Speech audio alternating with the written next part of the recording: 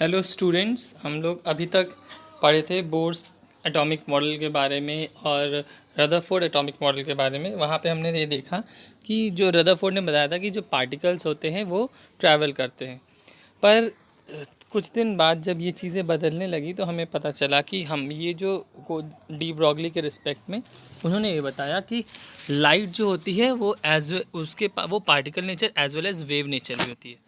Particle nature की बात करें, जो आप लोग लाइट रेज देखते हो वो आपके पार्टिकल्स के फॉर्म में, उसमें जो पार्टिकल्स अपीयर होते हैं तो साइमल्टेनियसली वो पार्टिकल नेचर के फॉर्म में हो जाता है। वेव नेचर, अगर आप लाइट को आप देखते हो, light is a form of waves. ये क्या है? These are waves. इस फॉर्म में अगर लाइट आपको अपीयर होती है तो ये वेव नेचर कहा जाता है।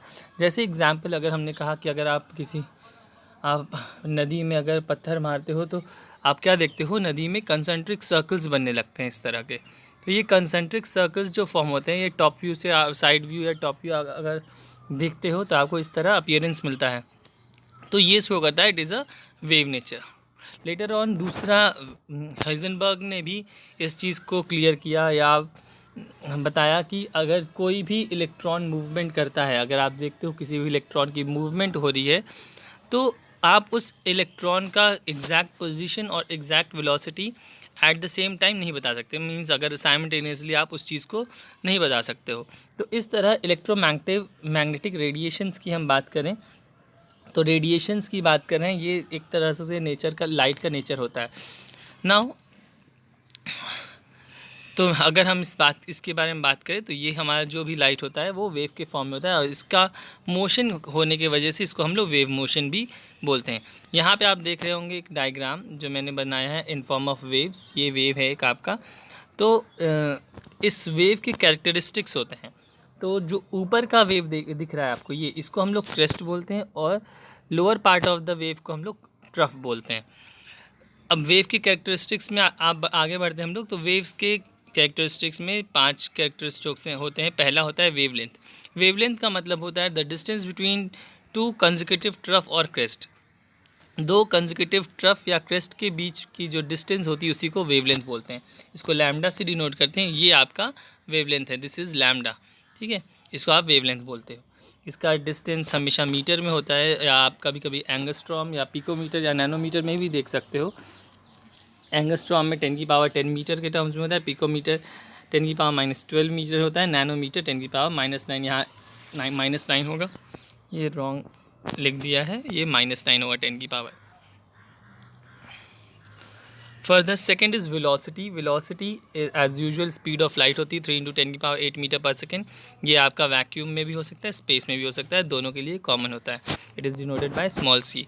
नेक्स्ट होता है आपका फ्रीक्वेंसी। फ्रीक्वेंसी का मतलब होता है यहाँ पे कि कितने साइकिल्स वेव्स कवर करती विद इन 1 सेकेंड। 1 सेकेंड में waves, how many cycles covered by the waves in 1 second.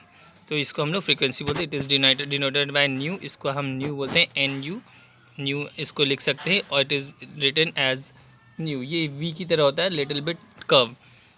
इसकी यूनिट हर्ट्ज होती है और second inverse. Next amplitude. Amplitude is represented by small ए।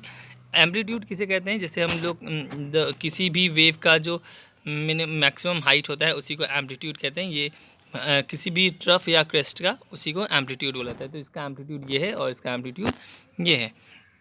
इसकी डेफिनेशन हो सकती है, it is denoted by small a. Either the height of crest और depth of the trough is called amplitude. Next होता है wave number. Wave number reciprocal होता है हमारा वेवलेंथ का। It is a reciprocal of wavelength. ये एक number के फॉर्म में होता है कि नंबर ऑफ वेव्स जो ट्रैवल करती हैं किसी भी वेव में। ठीक है, इसकी यूनिट होती है मीटर इनवर्स या एंगस्ट्रॉम इनवर्स या पिकोमीटर इनवर्स या नैनोमीटर इनवर्स। अब हम बात करते हैं इलेक्ट्रोमैग्नेटिक वेव्स की। इलेक्ट्रोमैग्नेटिक वेव्स रेडिएशंस जो हैं, अब ये कैसे आप बता सकते हो ये इलेक्ट्रोमैग्नेटिक वेव्स हैं। इलेक्ट्रोमैग्नेटिक वेव्स की जब बात करेंगे तो आप क्या देखोगे? अगर यहाँ मैंने एक डायग्राम आपके लिए बनाया है, आप यहाँ पे ऑब्जर्व कर सकते हो। ये एक्स एक्सिस, ये वाई एक्सिस और ये जेड एक्सिस, 3 एक्सिस हैं। तो इस एक्सिस के रिस्पेक्ट में जो रेडिएशंस होते हैं वो electric field as well as magnetic field दोनों के रिस्पेक्ट मूव करती हैं। उन्हीं को क्या बोलते हैं हम लोग? इलेक्ट्रोमैग्नेटिक रेडिएशंस बोलते हैं। यानी अगर हम बात करें, this is your electric field, ये इलेक्ट्रिक फील्ड के रिस्पेक्ट में मूव कर रही वेव, और another wave will move in with respect to magnetic field. तो इनका वेव मोशन इस तरह होता है कुछ।